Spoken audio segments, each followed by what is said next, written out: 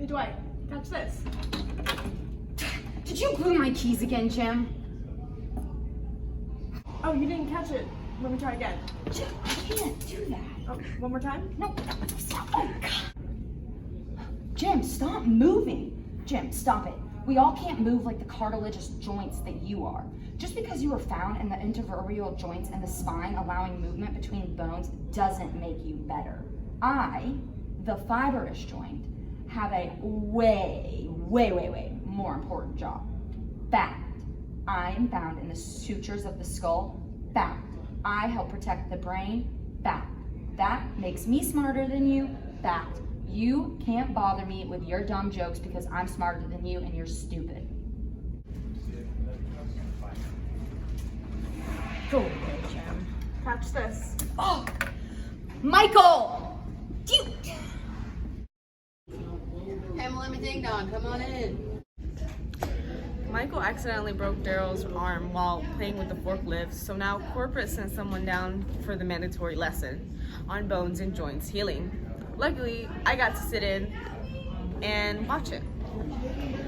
Yes, Michael? Sad to see for you. This fancy pants guy from corporate's trying to talk to us about joints. Probably something important. Hey guys, so today we'll be talking about technological advancements of joints. Who cares? Well, a lot of people do since y'all are getting old anyway. Okay, well, proceed to a major. Electrical stimulation of fractures can increase the speed of healing in large fractures. Bone tissue is a positive to negatively charged region. It absorbs and is positive. Nobody really knows exactly how electricity can aid in healing. Okay, so why are you telling us then? See, another pointless meeting. Well, if you will let me talk, then you would know. Anyways, one theory is negatively charged particles prevent the stimulation of osteoclasts to occur. Another theory is that the fields stimulate production of growth chemicals to stimulate osteoblasts. If that doesn't sound exciting, then maybe something more familiar with. Daily exposure to low-power ultrasound waves reduce the healing time of broken arms or shin bones by 35 to 45%. Any comments so far? I read somewhere that you can take your fibula and replace a broken bone. Yes, that's true. But it's very painful and only 1/3 of the graft heals. One last advancement would be a protein called the vascular endothelial growth factor. It stimulates the growth of blood vessels. Experiments on mice prove that it stimulates formation of osteoblasts and proteins associated with bone growth. Michael, we gotta go over notes. Hi, Pam. For the notes for the mandatory lesson we had today because you decided to break his arm. I think it was pretty funny. It wasn't funny. Okay.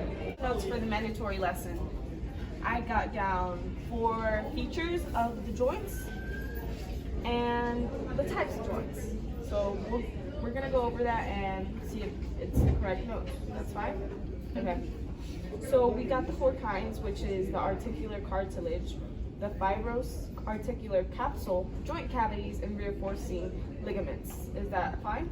Yeah? Okay.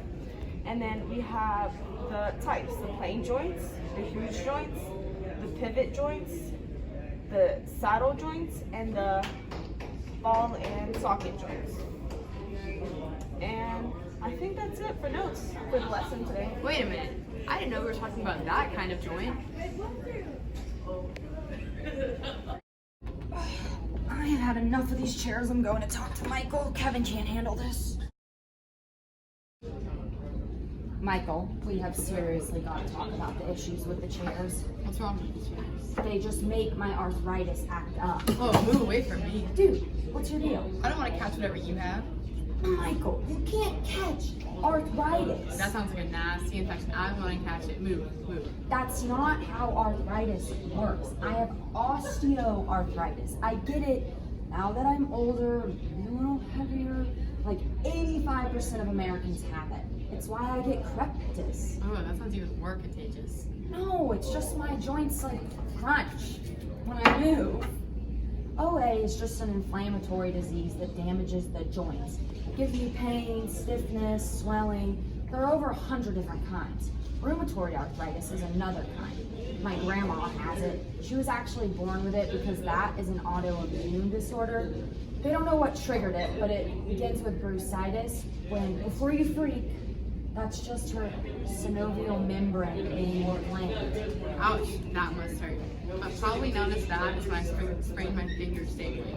It healed really slowly. It I'm was so pretty painful. sure my arthritis is worse. No, you don't understand. My sprain was really intense, like extremely painful. Just look at getting us new chairs. I'll see it's in the budget.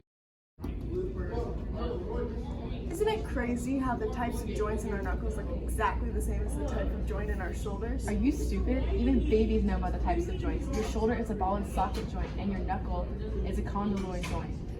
I'm a salesman, not a doctor. Well, the streets don't need some fancy pants doctor to treat them. We've been treating ourselves for decades, and we've saved hundreds of dollars a year. It's not even that hard. How stupid can he be? The plane joint is flat, like the wing of a plane, and it doesn't move. The hinge joint is cylindrical and allows for a little bit of movement.